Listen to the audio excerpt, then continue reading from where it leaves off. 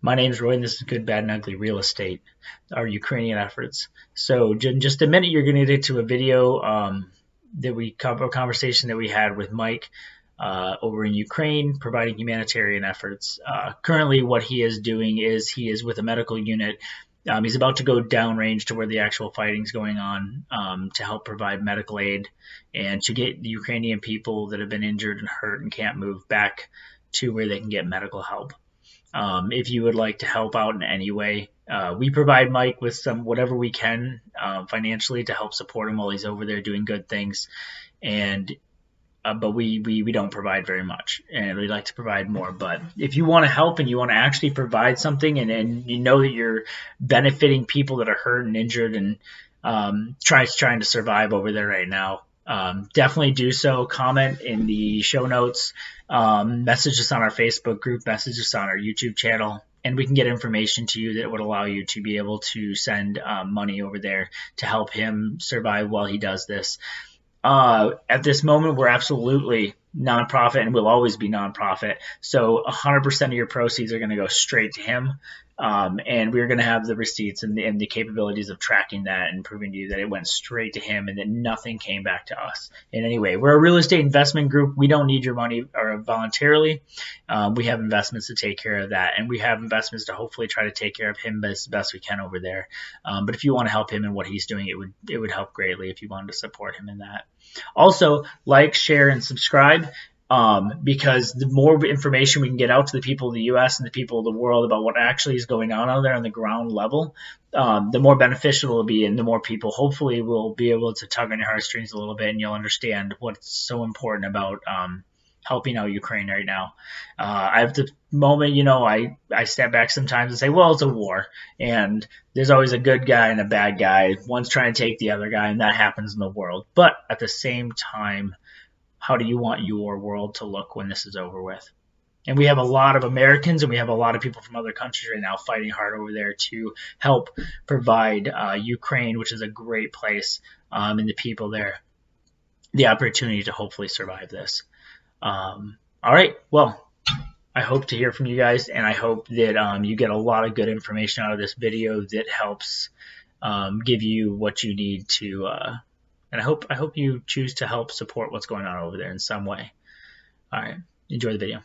All right, I'm recording. So, hey, this is the Good, Bad, and Ugly show. We're coming again with you to, actually, we're talking to Mike again from where he's at overseas, and looking to give you some more updates on what's going on over there. How's it going, Mike?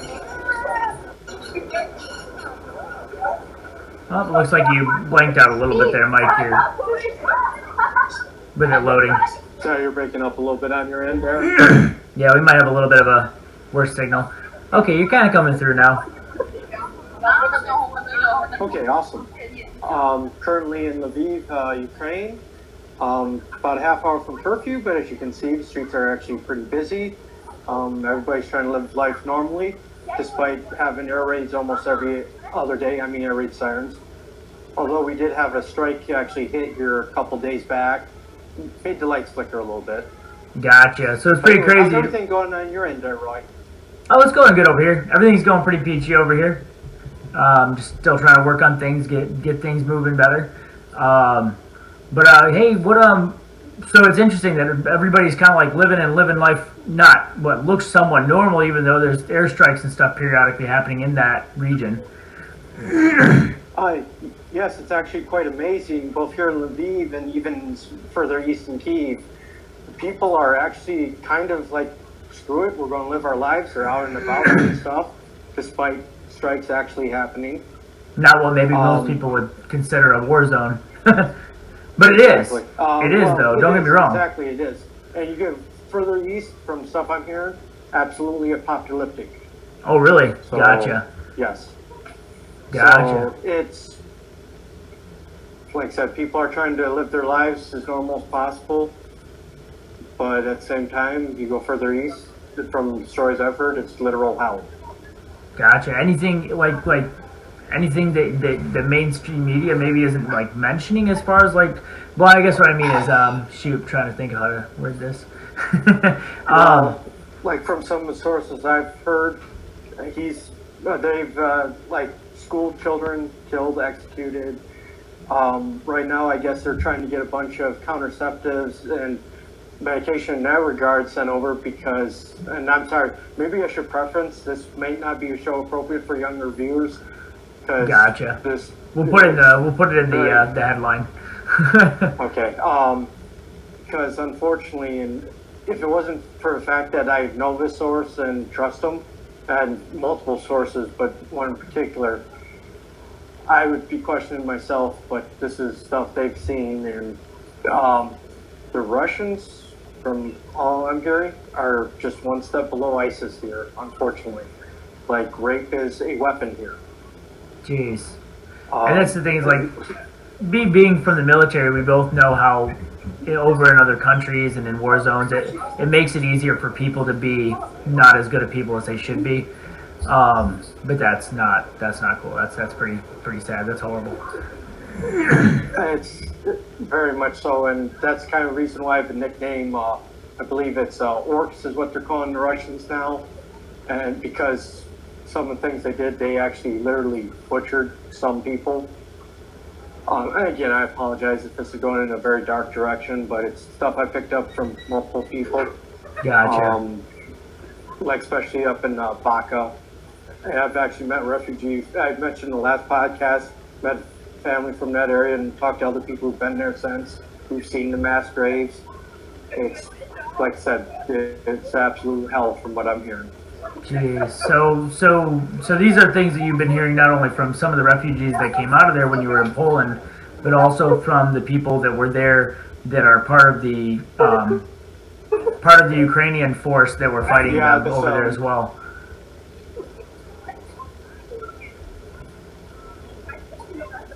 Yes, correct. Gotcha. Sorry, I'm getting a little bit of reverb on my end, so I don't know if there was a delay there or not. There's a little bit of delay in your video and stuff, but your audio is coming through clear. Anyway, on like I said, a lighter note, people here are up in spirits. Another thing I have to say, Ukrainian people, they take great care of their children and their pets. It's amazing how many people around here walking with their cats or dogs. Sometimes they'll have their dogs walking with them without a leash on. Some of the stores actually make allowances for them to be in. And like some of the daycare play areas I've seen, like in like there's like a little mall area, literally put the McDonald's play areas to shame. And you always see them making sure their kids have something. And like I said, it's kind of amazing in that regards. It's actually, I know this is going to sound weird, but both Poland and here would be a great vacation spot for people who want more family-oriented stuff. It's a lot of history.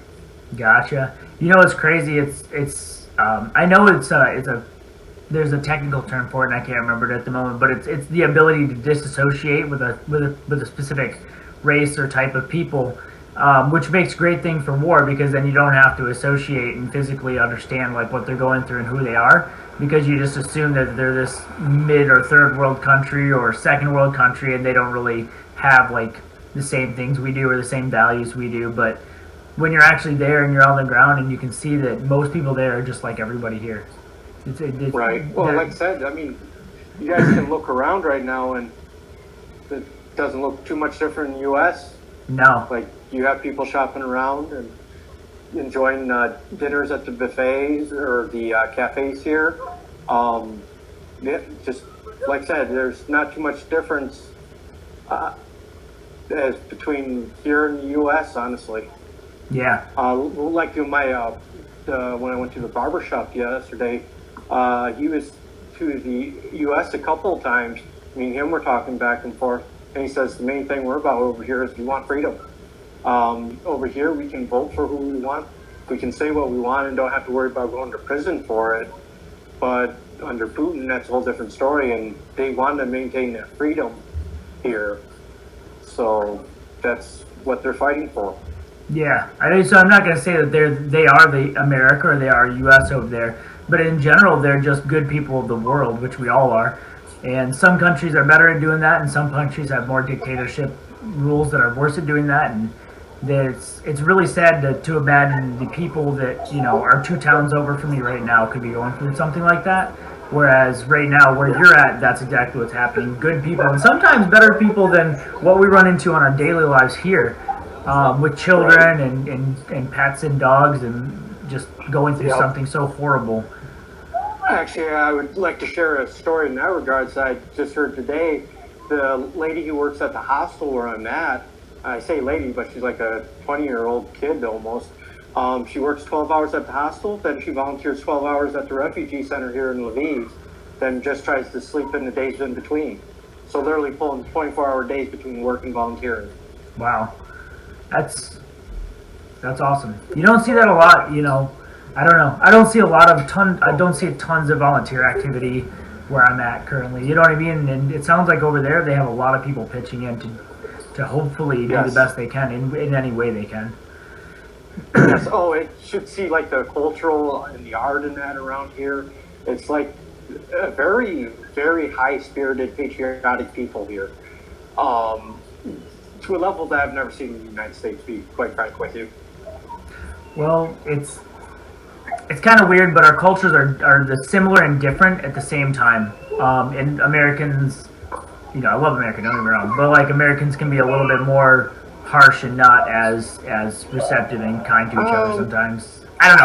I don't want to say that because, sorry. Yeah, go ahead. Right, but I don't think we should sell ourselves that short, because I mean, both you and I know personal stories of people back home when things mattered, came together and got stuff done. Yeah, I mean, 100%. we're part of that process right now. But now, to meet that crisis in the best possible way they can, and when I say crisis, from the numbers I'm hearing, we're talking over 100,000 civilians I suspect are dead right now, and maybe up to 1 million. I know that sounds like an astronomically It high does sound number, like a huge but number. maybe over 1 million who may have been deported over to the Russian side involuntarily. Oh, really? I had never heard about anything Yes. like that. So deporting civilians to Russia. To be moved to Serbia. Gotcha. Like I said, I would say that was some crazy conspiracy number if I didn't personally know the people that I was hearing it from. Gotcha. You know, it's funny. I'm not saying, you know, but like when I was in Afghanistan, the things that you see on the news, and I don't know why they choose to say what they say or they choose to do what they do, but the things you see on the news weren't always exactly what was going on over there, especially with the people and actual cultural things, and like what was actually happening was a lot different on the ground. And I don't. It makes me wonder why they choose to not say certain things and say other things that to me seem very similar. Like, why wouldn't you bring that up? But Exactly. The same thing was in Iraq when we were over there too. now we're kind of a little bit midway through this, and I wanted to ask you. So I know you're not, you know, obviously you don't want to name your sources or anything like that, but you, in a general term, these things that you've been hearing, what are the people that, in relation to your environment, who are the people that you're hearing it from? I know some people, some of the refugees in Poland, and then some other people that you currently. I'm currently kind of working beside humanitarian groups here. I don't want to name particular names, and That's I guess go into that's pretty details much there. what I was looking for. Humanitarian. And I groups? also know people within the Ukrainian military structure, including, let's say, people I know from before the war, and leave it at that. Yeah, no, absolutely. So you're talking to people that are working humanitarian efforts downrange currently in Ukraine, and then coming back and they're talking to you and giving you this information. Correct. Yeah, and they didn't As know that you well were as- going to be. I mean, Like I said, also as well as refugees I talked to in Poland, and like I said, also people I know Ukrainian military side. gotcha. Man, that sucks. So you guys have a curfew right there right now. What happens, like, if you're out past curfew? How's that work? It's not overly stringent. Like you're allowed to step outside your building and have smoke, that kind of thing. Like I said, it's almost about curfew and the streets are still full. I think they had a celebration going on earlier today. Saw a little bit of they had a military band out and they were setting other stuff up. So honestly, I'm not even sure how curfew might be working tonight, because usually the streets are starting to get a little less full, but right now we're still pretty full. Gotcha. Huh. What's in general? What would be a curfew? What would be the reason for a curfew with an area like that being during wartime right now? Main reason is, and this was more prevalent in Kyiv than it is here, but you've had saboteurs in that. In fact, is Kyiv, they had an issue with Spetsnaz groups that were embedded before the strikes, and they were causing havoc for a couple, like I want to say a month or so before they got sorted out. Fact is, when I was in Kyiv, they had all the signs to give you map directions of the streets are all spray painted black, and they had a lot of their statues and monuments covered with sandbags, and some of the buildings even had fighting positions. And the truth is, some of that's here in Lviv as well. Gotcha. Question, actually, I kind of was thinking about this as we were talking. What do you think is the reason right now, currently, that Ukraine is doing so well against Russia? Combinations. One, they've actually been in this fight since 2014. This isn't a recent thing. I mean, obviously, Russia going past the Donbass region, and that is, and this overtly is recent, but they have that much combat experience to draw upon. You've had a lot of foreign volunteers here before then, and even more since then. And what's really helping right now is a lot of the foreign aid coming in. And also on top of that, they legitimately want their freedom. And I'm not saying that, like, they are willing to fight and maintain that. So with Russia, like the thing we've asked for from the Iraqis and the Afghans, well, here they're actually holding their end on it. Gotcha. Where a lot of the Iraqis and Afghans maybe just didn't have the I think in like Afghanistan, the problem was more how we tried to set up the organization from top down. Yeah. And what should have been set up was more of a they do seem to, you know. Oh, you're blanking out a lot, Mike. I don't. We haven't really gotten anything from you here the last few minutes. Federalist style. Oh, sorry. Am I going in and out? Yeah, you were going in and out. We kind of missed what you were saying about Afghanistan and how that didn't really seem to work out. Okay. I'm coming in good right now? Yeah, now you're coming in better. Might have been just that spot you were in. Gotcha. Still coming in? Yep, now you're good. All right, because Afghanistan, at least from my understanding of it, plus seeing the current resistance movements going in Afghanistan, one of the things that are brought up, and kind of from what I've seen and probably what you personally have seen, is that we've tried to too much of a top-down approach with the governmental structure, military structure, when we should have been working by region and getting the people organized on the local level. And I think if that happened, we wouldn't have the situation we have now. Does that make sense? No, 100%. Yeah, a lot of the people there are currently like tribe type people and tribe type mentalities. So to preach to them, or sorry, for us to walk in there and just start shooting the people that are obviously that they don't like either, the ones that are hurting them as well. They like seeing us there. They like us there. They like us helping them. But at the same time, that's not really giving them the idea of how to be a free nation. Right. Exactly. Sense. That makes sense. But one of the things, like I said, here is people getting out and about. But one of the things that kind of have some folks worried is that as soon as they get out and about, they might be a little bit more complacent because it's not happening in this region, but it's happening in the next region over. But it's kind of a mixed bag because it's good to see people out, especially despite the fact that, like I said, we are still getting hit here. They intercept most of the rockets in that coming in. Like the day that we got hit, they launched 55 from my understanding, and only 4 made it through. Oh, wow. Yeah. Wow. So whatever air defense systems are running here is doing a pretty damn good job at their anti-air defense artillery work. Yeah. Well, that's good. That's good to hear. You know, it's crazy because you imagine Russia has this massive military, like, force, and then Ukraine's kind of a little bit smaller. You don't expect them to have the capabilities of warding off something like that. And I know that they still are lacking a lot of that area, that they need more help, and they need more equipment and stuff like that to keep up with fighting of Russia. But right. But they, like I said, they're taking the fight to the Russians now. But you gotta also remember, actually, one of my buddies was part of this. It was actually my unit that was one of the first ones part of this back in 2007, obviously before I was in it. But they were among the first to help train Ukrainians military back before any of this was going on. Gotcha. So, and part of NATO and that.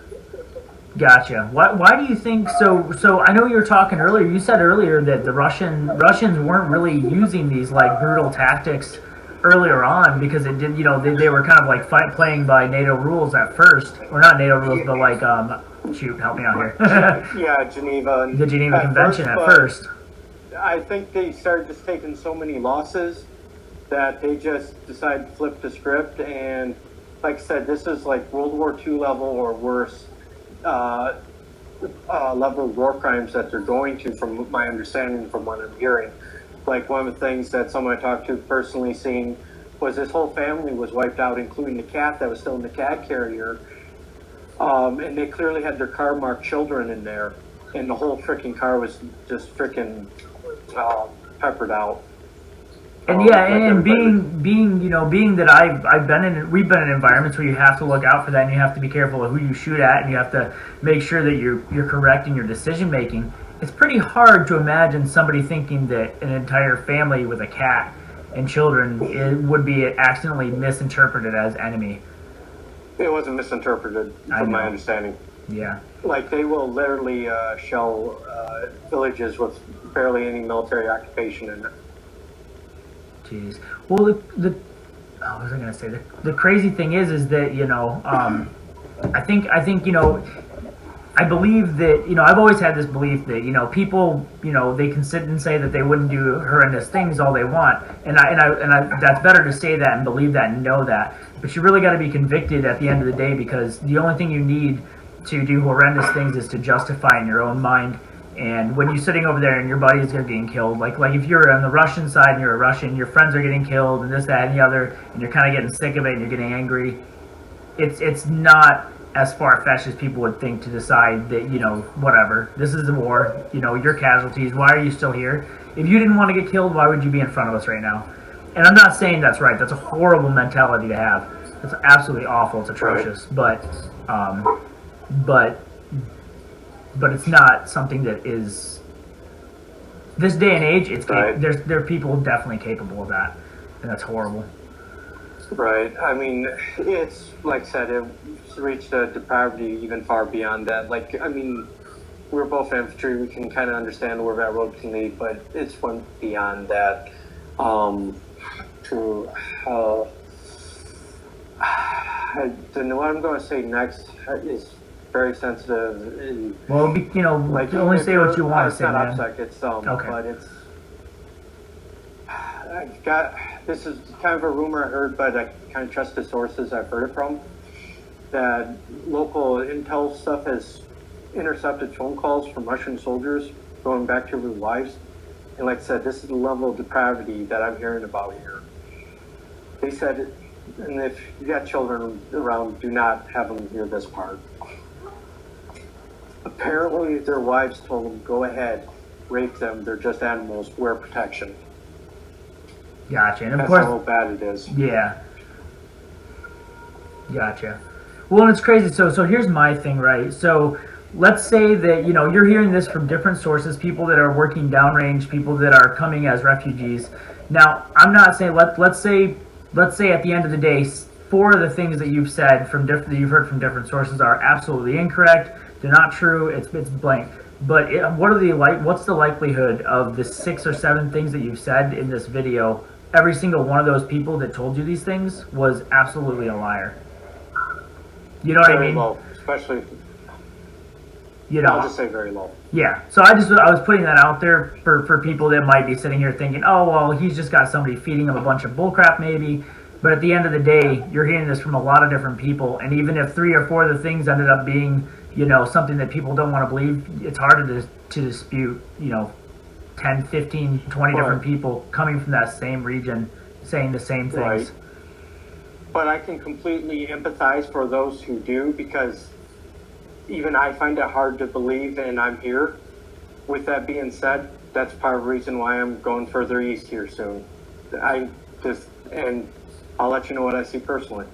Gotcha. Yeah, so we're gonna, and I really hope that you're really safe when you go further east, and that what you're doing does good things, and I know that's why you're over there. Yeah, and that's the main thing, going to do humanitarian stuff, help medical, and get people out of dangerous areas. Yeah, because that's what I know, and so if people don't know, that's what you're doing. You're providing medical help for wounded people, and you're providing medical help for and that's what I'm help going to remove be going people from in for. bad I haven't places. done it quite currently yet, but the people I'm linking up with, like I said, I don't want to go into too much details. Of course, but you're providing medical aid. Wagon. Yeah, you're providing medical aid. Yep. So if people didn't know really what Mike's doing over there, he's currently in Ukraine, and he's going to be moving forward to the areas that are a little bit more heavy in the fighting to provide medical aid. And that's it. That's an accurate assessment. Yep. Well, anything else you want to kind of go over, Mike, while we're together on the phone here? Not quite too sure yet. Like I said, curfew goes in effect in 4 minutes, but going up activity I'm seeing in the street would probably be good for a couple more minutes.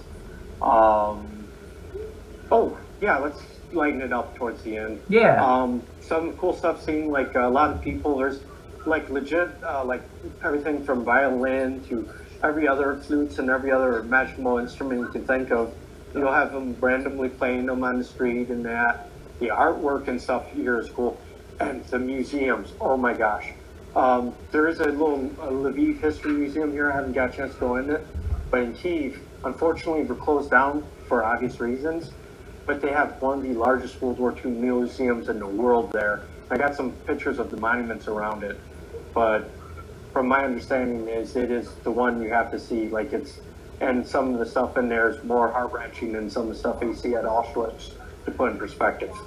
Gotcha. But so there's, like I said, if it wasn't for the fact that there was a war on, I'd honestly say both Poland and Ukraine, if you want to go over to Europe to see stuff, have good food that's affordable, a good family environment, these places are it. Like, I mean, truly, it is a very, very good atmosphere over here, despite everything that's going on. Right. And at a very minimum, like, do we want to you don't want to have to say in the next 3 years, hey, if you want to visit Russia, it's okay. It was better when it was Ukraine. You know what I mean? Like, we don't want to have to say that. Right. Well, no, it wouldn't be the same then. No. Absolutely not. No. Man, that's crazy. But that's awesome, and I'm glad that, to hear that the people are good people over there. I've heard, there's things that people say about France and stuff like that where, you visit France, people aren't so friendly. They're not very nice to outsiders. They really don't like you. But, like, there's a lot of countries over there that really love outsiders, and they love, America. Oh, my gosh, when I was over there were people that would just talk to me all the time about, like, how they really want to get to America. Because America, you can do anything you want, and it's opportunity. And these were people in actually fairly free states. Right. Well, that's actually kind of an amazing thing here, is a lot of people actually want to rebuild here. Like, when I went to Kyiv, the couple was in the train car with me, a very young couple. One was a doctor, and the other one was a building contractor, and they were going into Kyiv to help rebuild. And they were obviously from the region, but a lot of people are coming back here. Oh, wow. So they're coming back to Kyiv to rebuild. What's going on that would allow that? I mean, I thought there was still like a combat currently round about Kyiv that was going on. How's that going? They're still getting hit regularly, but like I said, I was there. People were out and about, like you see here. Like I said, they're done with it as far as kind of like when the COVID restrictions and that, how everybody just said to hell with it. That's kind of what's going on here, but instead of COVID, it's cruise missiles. So they're just like pretty much saying, you know what, screw it. I'm going to put myself in harm's way, but we're going to rebuild the city and we're going to do better. Even though it's currently still a fight. That's crazy. Yep. That's not something I would expect. Families. And actually with the air raid sirens here, despite the fact that we do occasionally get hit, people that's like, look, okay. Like last one I had, I was buying food from a food stand and we're just chilling looking like, okay, don't see anything incoming. Right. Carry on with your day. Wouldn't have much time to do anything anyways. Exactly. That's kind of the saying around here. It's like either it's not going to hit anywhere near you, so you don't have to worry about it and you'll see it, or you won't see anything and you won't have anything to worry about. That's true. Yeah, that's kind of the way it was in Afghanistan too. You get the air raids all the time and you're like, well, fingers crossed, I'm going to keep watching my movie. Yep. Yep, that's exactly pretty much the attitude, but imagine the entire civilian population having it. It's kind of funny. I wouldn't expect civilian population to have that same attitude. I would expect a little bit more, less, kind of like, Yeah, yeah, but that's what it is. wow, that's awesome. That's resiliency right there. Yeah, exactly. That's They're a very, like the basis very of it. resilient people. Yeah, that's awesome. That's awesome. So, Anything else you had on yeah. your mind you wanted to kind of bring up before you head in, or? Not too much more. Like, I think we did a pretty good job of covering a lot of different bases today. Unless there's anything you can think of. Oh, I guess maybe address a couple rumors. Like back home, they're like saying they're just handing out AKs to everybody. Not true. A lot of licensing procedures. Now, if you're further east, it's a little different. But here, if you're caught with a weapon and you don't have paperwork for it, you're in big trouble. Gotcha. Yeah, that's mainly at this point. I mean, there's different groups operating, but it's all military, paramilitary, and law enforcement. Of course, around here, your law enforcement even has rocket launchers, so there's that. Wow. But I can see this in the future where probably people will probably progress more towards the Second Amendment, I think, but I'm not sure. And that was something that was brought up to me talking to a fellow American who's been here for a while. He said, yeah, what's happening right now in Ukraine, if it happened in the United States, the way we're set up, it'd be over with already. So you're saying that Ukraine's pretty well set up, but the difference between Ukraine and how much like capabilities they have of fighting Russia and and how much capabilities we have of fighting Russia is massive amounts more. It seems that like we have like firearms, everybody's got a freaking gun. You know what I mean? So Exactly. where everybody's like, oh well, if another country invaded, they just blow us all out to bits and we'd all be destroyed, and it wouldn't matter if you have a little pea shooter. So that's actually absolutely From what I'm wrong. hearing from people on the ground who've seen this stuff firsthand, the original Red Dawn actually isn't that far off. It's very doable, huh? Yes, like, and even the crazy tech, like a whole bunch of high school kids taking out from the firefights I've heard about, it's kind of crazy, like extremely crazy, but some of them went down now. It's kind of like trying to fight a And bunch of combat ants, huh? Like, first you got to find them, then you got to hit them, then you got to. Guys with AKs and hand grenades taking out guys with cruisers and even anti-tank weapons and not getting a scratch from it. Gotcha. Well, I know. So there's this thing, right? And I understand. So guerrilla warfare is extremely powerful. When you have a large force that's coming at guerrilla fighters, they have to abide by certain rules, restrictions, and they can only do what they can do on a leash. And they can only do it when they're told to do it. They can only maneuver when they're told to maneuver. They can only attack and retreat when they're told to attack and retreat. So therefore, they're a lot slower in their communication and their capabilities, rather than an individual who can get in there, take a couple shots at a group of them, and get out of there. Right. Although I can't comment too much on that side because, like I said, I am here doing humanitarian stuff. That's just my viewpoint from knowledge. That's it. Yeah. Right. With that being said, I might have to wrap it up here in the next minute because they're starting to shut the streetlights down. They're going to obviously give everybody time to get back home, but curfew just went into effect. Okay. All right. Well, hey. But like I said, yeah, it's pretty relaxed here per se, but get further east it changes a little bit. But yeah, that's war. People don't really see that, but that's war. It's happening on the front lines. There's people that are maneuvering behind the lines, but you're not going to see them as much. Right. I gotta answer something real quick. Probably should be able to continue talking. Can you still see me? Yeah. No problem. All right. I do apologize for this, folks. I just gotta let some people know that I'm still alive. You got important things going on, so I'll use this moment to kind of say some stuff. Hey, so we're gonna hopefully get out more videos like this. It's gonna be sporadic because Mr. Mike here, he's gonna be in and out of capabilities of having communications with us, but we're gonna get him out as much as possible. We want people to know what's actually going on the ground there. And anyway, if you want to support Mike in any way, we're setting up the capabilities of supporting him through a nonprofit. So 100% of everything will go directly to him and what he's doing over there and how he's trying to help out over there, help him with medical and everything else that he can do. And I'm also going to put this in a little prelude to the whole video. So, yeah. Awesome. Alrighty, all set, Mike? I'm good on my end. All right, hey man, stay safe. Do good things, man. Alrighty, will do. And good luck. Thank you. Bye bye.